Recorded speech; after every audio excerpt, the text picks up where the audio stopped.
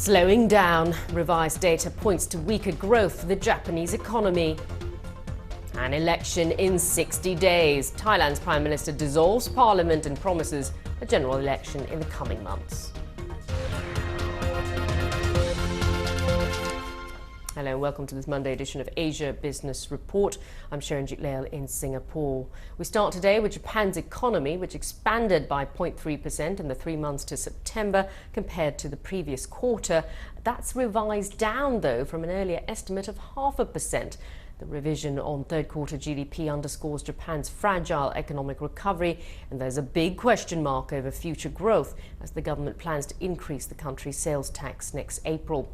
Rupert Wingfield-Hayes explains from Tokyo. I think there's a great deal of concern here about the impact that sales tax increase will have, and that's why the government has last week announced a $50 billion growth package to be launched at the same time as that tax. So essentially what they're going to do is take money out of people's pockets in the tax and then shove it back into the economy with another massive splurge of spending. The question then remains, will that spending work? Because as I just said, a lot of the spending that was promised this year has not actually happened. So it's going to be difficult to get that money flowing through the economy. A lot of real challenges ahead for Mr. Abe and his program. Challenges, you say, Rupert, but looking at 2014, which is almost amongst us, what are the general projections for the economy? Well, the general predictions are that things are going to pick up again in the new year. There is a hope that there will be an increase in exports. Of course, the low yen, the low value of the yen, which again has gone up above 100 to the US dollar in recent weeks, so weakened further. That again is helping optimism with Japanese exporters. But so far, those massive export increases have not come through, and we've seen a huge increase in imports here, particularly energy imports. So, I think really the jury is still out. I think we're still very early days to see whether this policy of Mr. Abe's is going to work. I think, the first 6-8 months that we're into, or we've seen the figures for, is still very early days to say whether this is going to work or not. Rupert Wingfield-Hayes in Tokyo. Now, as you may have heard from our earlier bulletins, Thailand's Prime Minister Yingluck Shinawatra has said she will dissolve parliament and hold new elections within 60 days. The announcement this morning comes as anti-government protesters kicked off a major rally in the capital, Bangkok, marching towards the Prime Minister's office. The protests have been going on for just over a week, and protesters are calling for the government to step down. That's been having an impact on the stock market, which has been sliding. Now, it's been a dramatic change of fortunes for Tacloban. The city used to be one of the Philippines' biggest economic hubs, but now it lies mostly in ruins after being hit last month by one of the most powerful storms. Makeshift markets have popped up across the city, a sign that its economy is restarting. But as Rika Hizon reports, it may be a while before it becomes business as usual. This is all that remains of the biggest shopping mall in Tacloban. Smashed storefronts and empty shelves, cleared by desperate survivors of Typhoon Haiyan. These were some of the scenes from a month ago.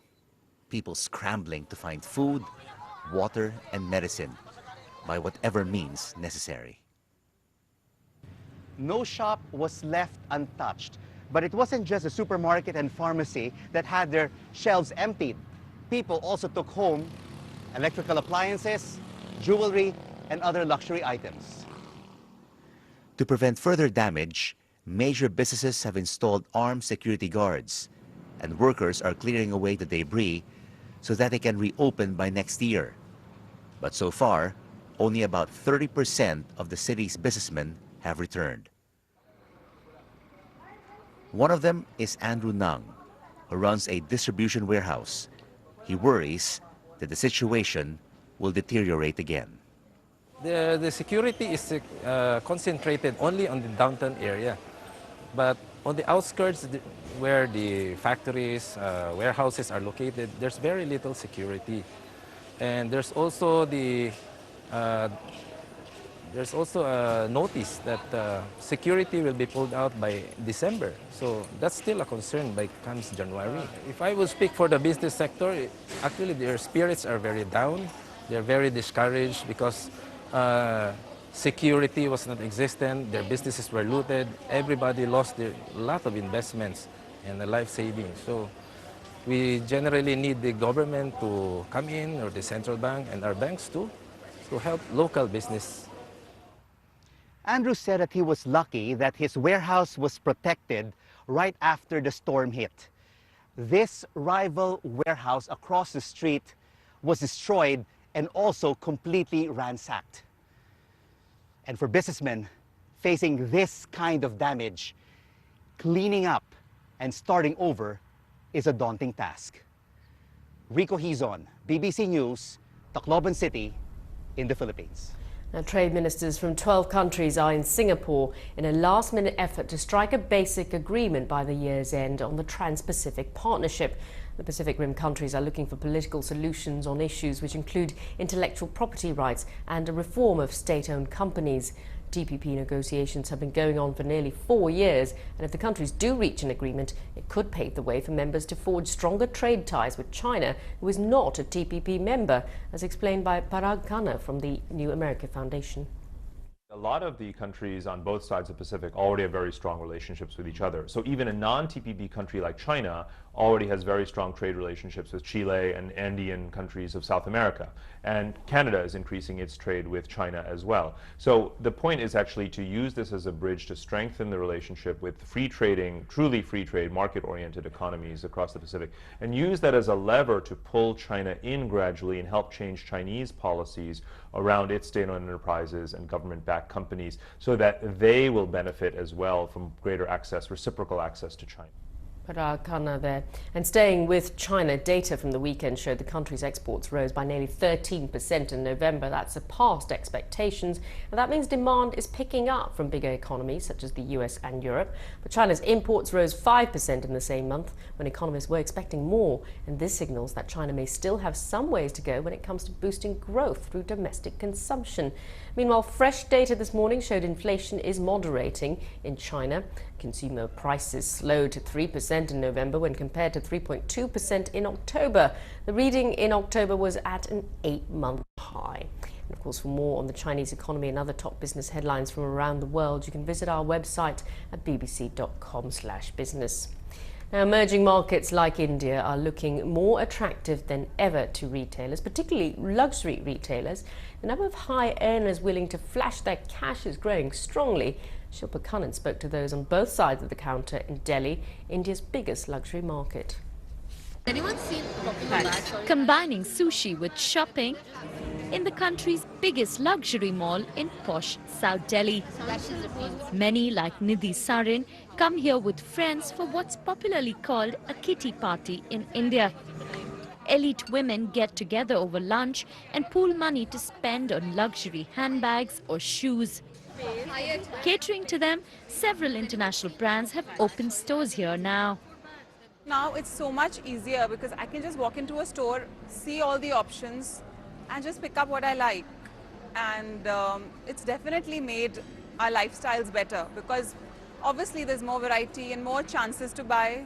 You're not restricted to a particular holiday. As Western markets are slowing down, luxury brands are aggressively pushing to be here in India. The good news for them is that the number of rich individuals who can afford all of this is actually growing here, which means they're likely to spur demand in the near future. We're talking about fashion, show off. There are still a few barriers to this growth. India lacks high streets, so retail space is limited.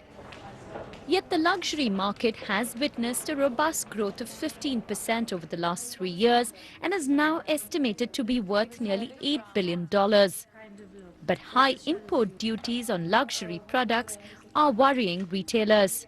Pricing, of course, is one of the main issues when you come to this market. So we try to balance the price gap versus other regions, like especially Europe and London, where Indian likes and loves to buy. But it's true that the import duties is going to stop or, reduce or slow down the possibility for Indian customers to buy in their home country. And very much they are going to affect the economy in India. Unlike their parents, India's young favor spending over saving. There is a growing breed of a new kind of customer here. Entrepreneurs, professionals and the rural rich who are discovering luxury for the first time and are not afraid to flaunt. Demand for all kinds of products is expected to soar. And luxury retailers will be waiting to tap into the new Indian Maharajas. Now, a quick look at the markets now, because of course they are mostly all gaining. That was thanks to the strong Chinese trade data. Also, Wall Street had a very good close due to the jobs data there, and that's lifting markets today. And that's it for this edition of Asia Business Report. Thanks for watching.